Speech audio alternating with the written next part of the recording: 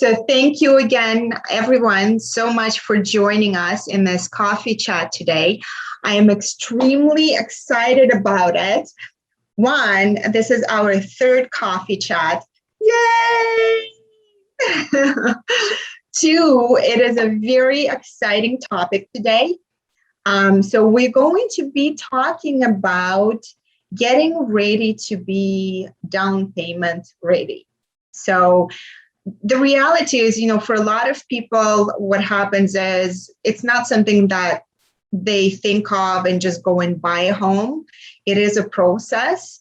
And I always say, and you've seen me say that previously in other coffee chats, you do need to be doing some homework and to be prepared for it. So today is a great way to get into that conversation. So I am very excited to have Malaika Archer with us. She is a regional leader with Primerica. She's going to be giving us to introduce herself. For those that don't know me, haven't met me before, don't know much about me, I am a real estate agent with RE/MAX Jazz, and I love what I do. The reason why I love what I do is because at the end of the day, I look at whether it's buying a house or selling a house as a way to help you to go through your life transition.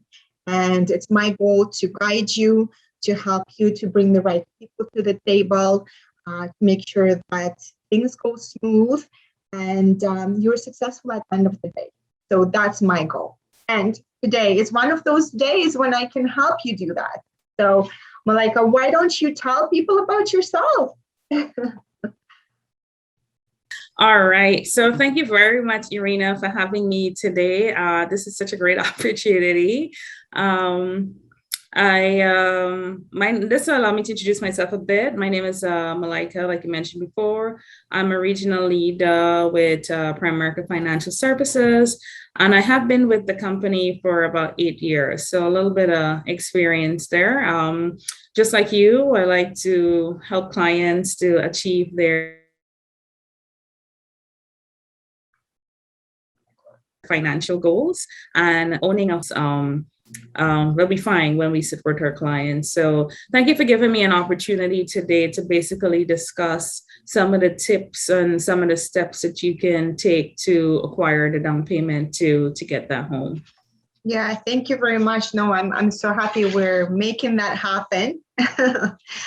So why don't we get into it a little bit further? So one of the things that often is discussed when someone is buying a house is using their RSPs to actually fund it. So maybe you can tell us a bit about that program, because it is definitely one of the things that people can do among a few other options.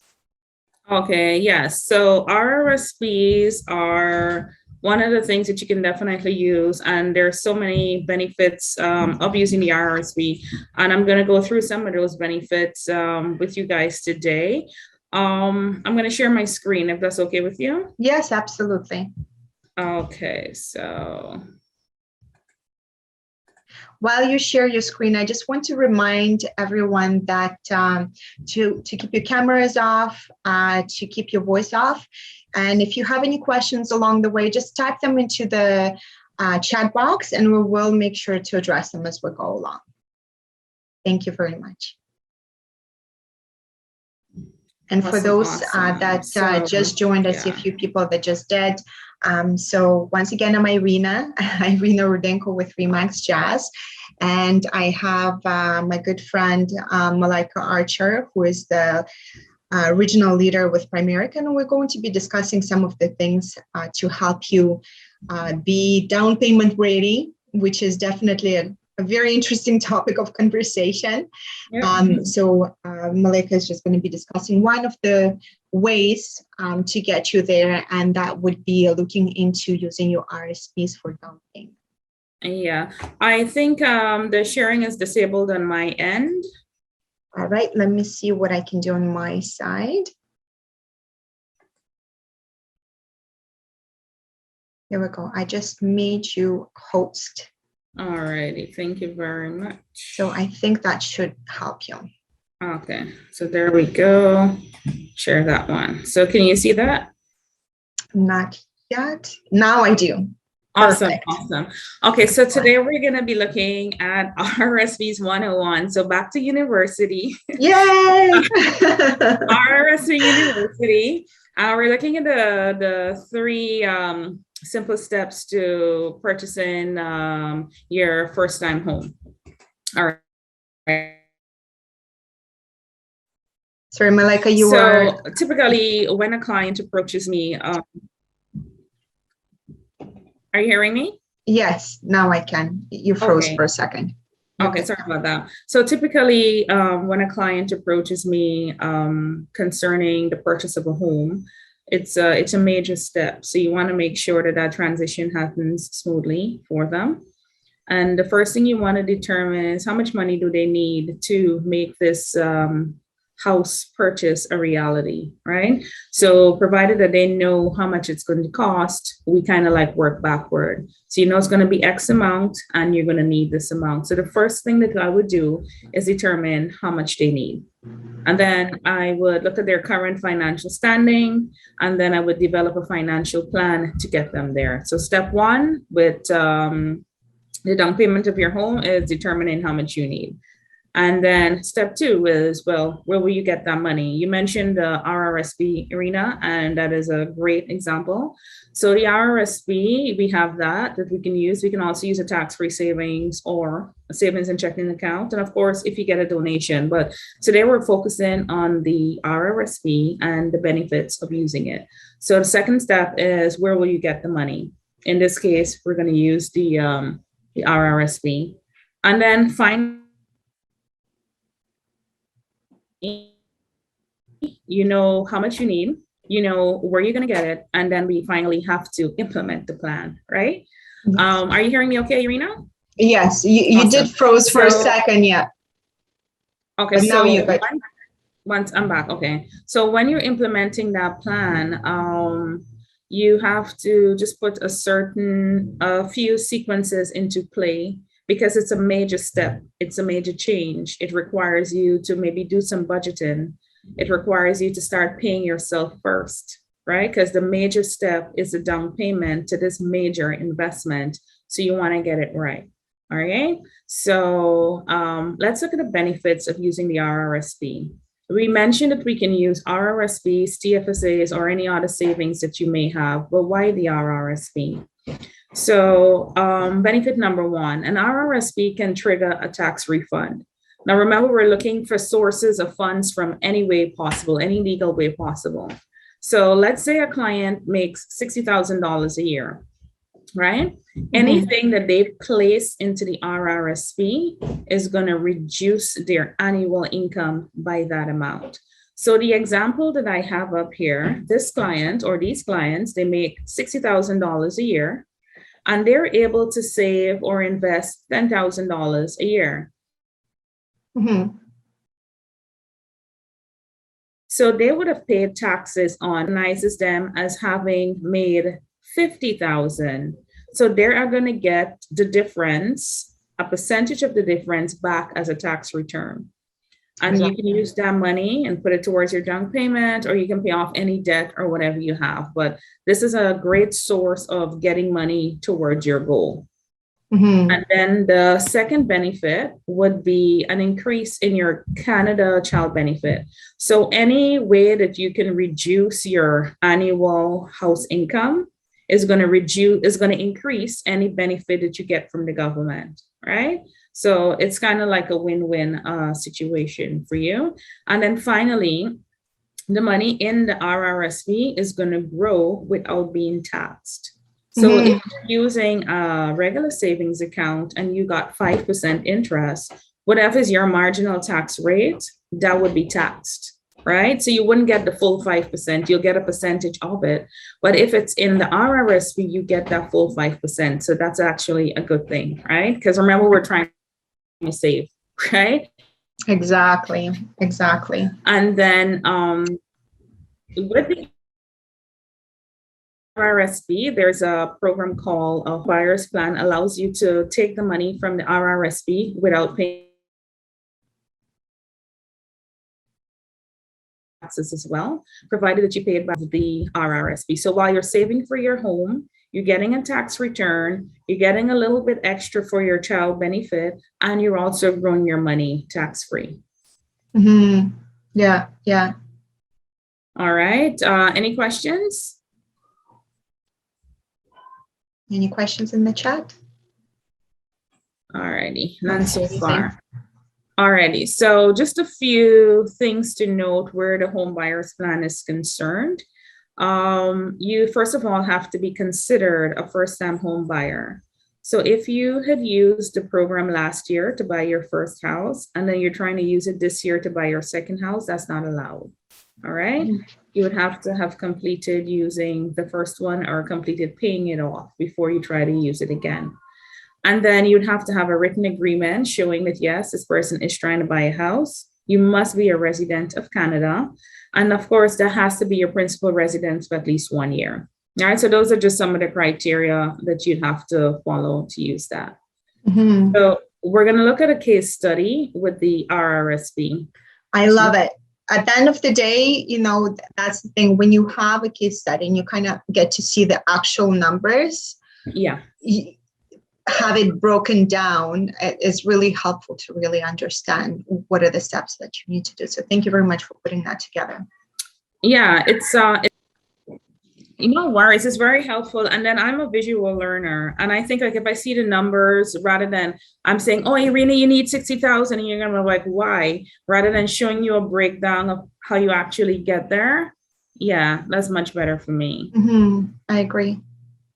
Okay, so the case study, this particular couple, they're interested in home ownership in another 5 years. Their annual income is $100,000. They already have $10,000 saved. The cost of homes in the area they're interested in will be $1 million based on the current market trends. So we know that the down payment would be $75,000, right? Because the down payment is calculated as $25,000 on the first $500K and then 10% after that. So it's going to be $75,000 they're going to need. Now, $75,000 sounds like a chunk of change, but it's actually very achievable. And this is where the RRSP comes into play. The RRSP allows two persons or a group of people looking to buy a home, and it's going to be $35,000 per withdrawal from the RRSP. So Irina, we can take out or withdraw up to $35,000, right? Okay, so $35,000, and we know this couple is looking to buy in another 5 years. So essentially, they need to save $7,000 per year. Now, $7,000 per year, if you break it down monthly, is $583. If you break it down weekly, it's $146. And then if you break it down daily, it's $20.82. Sometimes, like when you take it all the way down, you can see, well, listen, this is achievable. Like, I can do this, right? So the first option is if you actually pay yourself first and you try to save it. The second option,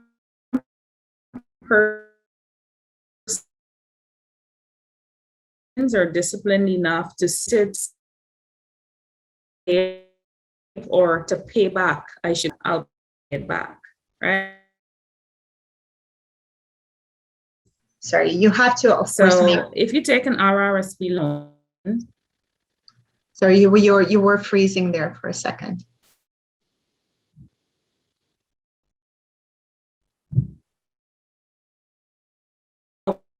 Okay, so I'll just go back over that one. So the thing, you can either save the money by making monthly contributions to your RRSP, or you can take an RRSP loan. All right, the RRSP loan, the interest rate is going to be 3.45, which is prime plus 0.5. The monthly payments are like about $11 more, right? And the interest is going to be $131.50 that you're actually going to be paying back, that you're going to be paying. So it's not that great an amount, but some persons may have the discipline to pay a loan rather than pay themselves. All right. Yeah. But either way, it's $35,000. And this is, you can fund it by saving it yourself, or you can fund it by an RRSP loan. But some of my clients are still like, well, it's still $500. Where am I going to get the money from? And I should also point out, when we're looking at exactly $1 million, you do need 20% down payment. If it's 999,000, 999, then it's not. So it's interesting how much just $1 can really make a difference. Oh, wow. Well, that $1 definitely makes a difference. Right? Because then you're jumping completely, because $1 million plus is 20%. Oh, wow. So yeah, okay. So that does make a difference then. Yeah. All righty. So just make sure it's under $1 million with that down payment. Okay, so let's look at the house as 999,000.9999. It did not, and we're not rounding. We're not rounding numbers. We're using it as is, right? Yes. Okay. Yeah. Wow. Well, that makes a huge difference, Irina. Yes. Okay. Yeah. So we're looking at a house that's 900,000, guys. Yes, exactly. All righty. So, I did mention earlier that once you know the price and once you know the funds, the next thing is a plan. Okay. So if you're able to actually stick to that plan, you'll see that $500 is attainable. And you'll see that you may be spending $500 on tons of other stuff that you're not aware of, because you're not spending it in a lump sum. It's just eking every day, like the burgers, the coffee. $20 a day goes a long way. It does, right? It really does. So the plan is like, pay yourself first. It's $500. This is it. Yes. And I think that's the hardest. No, there are no ifs, ands, or buts about it. Yeah, it definitely is, because it's a new habit, right? We're creatures of habit. We do. If we see it in the bank account, it's often spent, and that's just majority of the people. So paying yourself first is a big part of it. Yeah, if you can have two accounts, one of them would be for automatic payments for whatever that you need, outside of your daily spending. Have that separate. Maybe have a sit down with your spouse or alone, whoever is part of that, home buying plan, and see, okay, how much is it after tax? Yeah. Right. Let's say if you end up with $4,000 after tax, okay, how much are the automatic payments, the car, things that have to come out, cell phone, insurance, things like that. Okay, so 2,000 is gone, or 1,500 is gone. All right, so that money, is going to be spent every single month, no matter what. So put it in a separate account. Yeah. So this way you don't touch that money. Have, another, whatever you want to put out every single month into savings, have that directly taken out, right? So this way, in the original account, whatever you have left there is actually money that you can spend, right? So that's really key. Yeah, that's definitely a great point that you made there. And when you pay yourself first, you're right. You should definitely have separate accounts. So that account A, these are for the bills. Account B, this is for the house. Account C, this is for like occasional recreation. And one of the things that the plan specifies that I would do for the client, it's having a 3-account system. Exactly what you described there. You don't need to run to the the house fund, because the house fund is the house fund, right? So thank you very much, Irina. That was good. So the second thing is to develop the monthly budget. So lots of times, let's say Children's Place has a sale, right? And you can get some cute dresses for $5 for the kids. But because they're on sale, so you're saving money, but you're really saving money if you didn't go to the sale, the advertising and or you're saving money if you make a coffee as opposed to buying one. There you go. There you go. And the thing is, you're like, well, it's just $5. No, it's not just $5. It's like you say, it's a difference if the house is $999.99 and $1 million. That dollar makes a difference. So it's just kind of like retraining mindset. Okay, this is where you need to be. This is where you need to be, laser focus.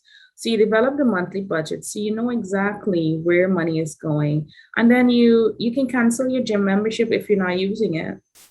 At the beginning of the year, we're all health conscious. Oh, this year I'll eat healthier. I'll go to the gym 10 times a day. And you take the membership and then you never use it. But it's still the $100 and something is still coming out, or how much ever it is, every month. And you may have a subscription to like about 3 or 4 streaming services: Netflix, Crave, Disney, Prime, and then how many of them do you actually use when the month comes? You're probably using like Netflix, right? So you can look at getting rid of those as well. And then your phone company, like, are you with Rogers, Bell, or Fido? The million other options you have. How much are you paying? How much can the competitor offer you? You're paying $150 now. Can you get it for $50? Can you for $80? You can switch, right? For house and car insurance, life insurance, whatever it is. Once again, you can make a change because you're trying to save your money. And as you mentioned, the coffee, make your own coffee, pack your own lunch, save $20 a day. At the end of the year, at the end of the month, you have $400, just like that, right? Yeah. And then, of course, just get rid of any existing debt that you may have. Pay that off quickly, because the more you take your debt with you, it's variable. It's not fixed. If it's variable, there's no end date. It's just it's revolving. Sorry, it's revolving. So you're going to be paying the minimum on that $5,000 for the rest of your life, but you still owe $5,000, right? So essentially, you can end up paying like about $50,000, $100,000 in interest, but that could have gone towards something else. So the faster you pay that off, the better it is for you, and the faster we can get you to your goal of making up the 75 or 100K that you would need to live in your dream home, right? Essentially. Absolutely. I was just going to say, there's a great book, by the way. If you want to save, you can find a voice version of it on YouTube.